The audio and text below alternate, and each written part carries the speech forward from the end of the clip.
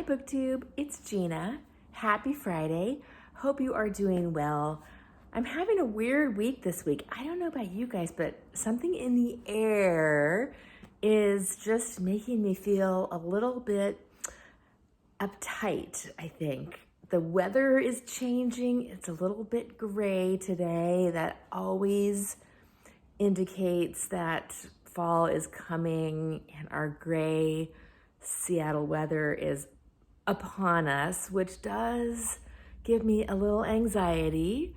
I don't know, I'm just having one of those weeks, I think, this week where I thought, you know, it always makes me feel better if I just sit down and talk to you about books. So let's talk about what I've read and finished this week, what I've still got ongoing, and then I've got a couple more things. I did get some book mail. It was actually a couple of weeks ago, but I haven't shared it with you yet, so I thought I would talk about that a little bit. And then I do also, let's just go ahead and start with this, because this really makes me happy. I was very excited to see that Susanna Clarke won the Women's Prize for Piranesi, one of my favorite books so far this year. I know this book seems a little bit divisive. Some people have hated it, some people have loved it. I was definitely in the love it camp, so I was very excited and pleased to see that this book won the Women's Prize. So that's the first thing I wanted to talk about. Next, let's talk about the books that I finished this week. So I read two books that I finished this week. I mentioned both of these last week, I think, because last week they were both in progress. So on Saturday, I finished Othello, and I loved it. Othello, to me, this is the first Shakespeare that I have read, and I think this was a good one to start with because I feel like it was very, not easy to understand, but the language was a lot easier to read than I was expecting. So I got this No Fear edition because I was worried that I wasn't going to be able to follow along. And what I found is that I didn't really need the translation as much as I thought I would. It's the old, of course, original on one side, and then it's a translated into current English on the other. And oh, this is funny. I just opened it to this page where the translation is, "Beware of jealousy, my lord. It's a green-eyed monster that makes fun of the victims it devours. The man who knows his wife is cheating on him is happy because at least he isn't friends with the man she's sleeping with." That's the translation. The original is, "Oh, beware, my lord, of jealousy. It is the green-eyed monster which doth mock the meat it feeds on. That cuckold lives in bliss, who, certain of his fate, loves not his wronger. But oh, what damned minutes tells he o'er, who dotes, yet doubts, suspect, yet soundly loves."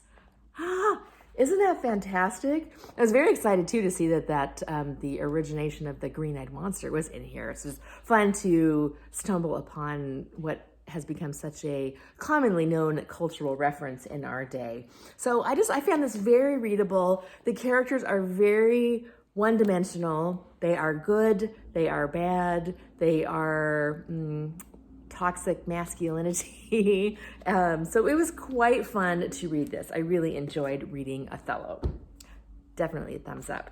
Next, I finished Northanger Abbey by Jane Austen. I didn't have a chance to finish this in Jane Austen July, which I wanted to do, but I did finish it this week.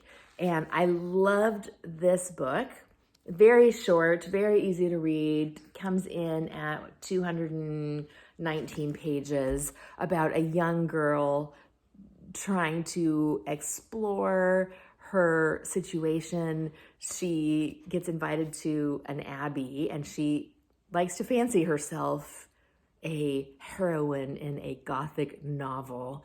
And when she goes to the abbey, she starts imagining some crazy things happening and chaos ensues. But it is very fun, a pretty, I would say, traditional Jane Austen romance-ish book, but very, very fun to read. I really enjoyed that. And look at that. I didn't even realize how beautifully color-coded these two are.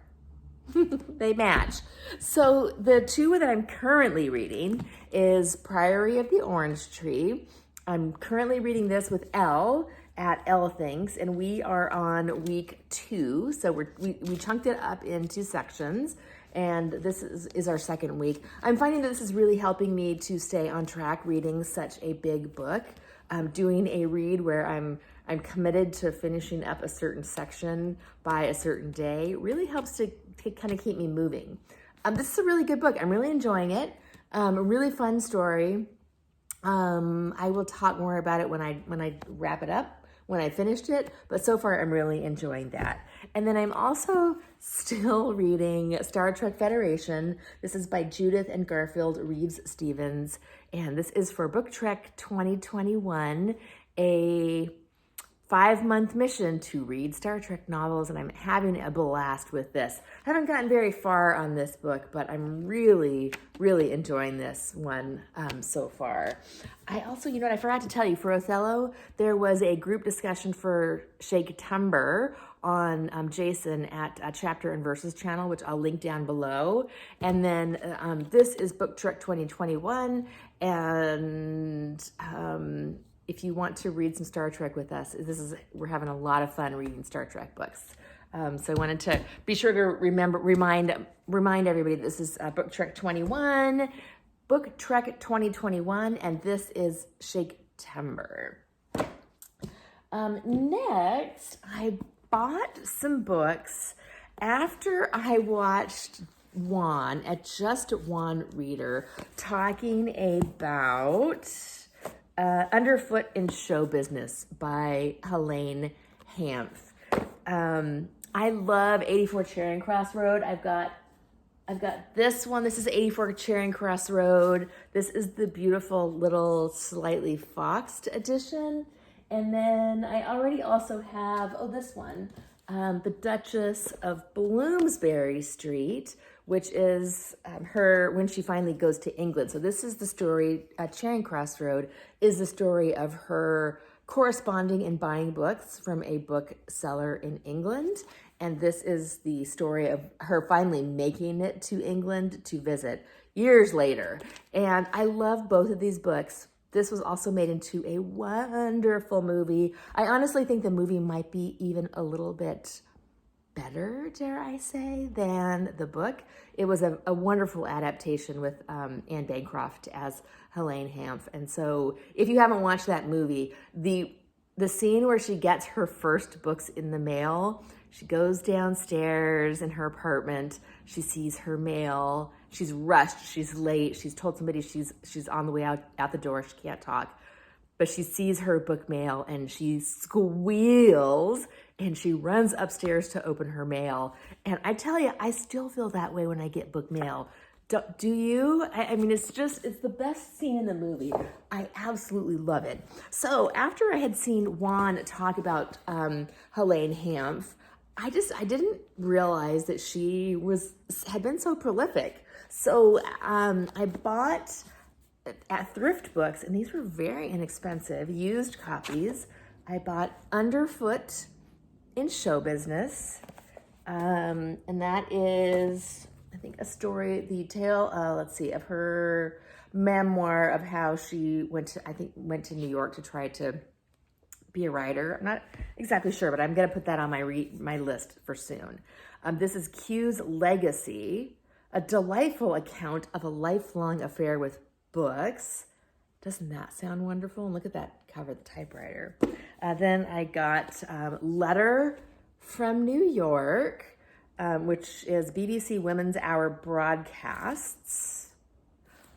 Beautiful. That's a hardcover. And then who knew she also wrote children's literature. So I bought this when I was searching for her name on Thrift Book. This just popped up. It is Butch Alex Amare by Helene Hanff, and the pictures are by Judith Gwyn Brown. And this was a very fun story. Of course, I read this about Butch, who tries to help, but is always kind of getting things messed up. But in the end, of course, Butch helps his father become mayor. It's a very cute story, old fashioned, but very, very sweet. And let's see if I can find a good picture. I mean, here's Butch sort of head hanging in shame after he's made a little bit of a blunder. But of course, everything ends up being fine at the end. So that is what I wanted to share with you. I'm very happy to do some reading this weekend, hoping that it's just a nice, quiet, relaxing weekend. Here are the books I talked about. Give them a little hold up here. Have a great weekend. I hope you're all doing well, and I will talk to you later. Bye.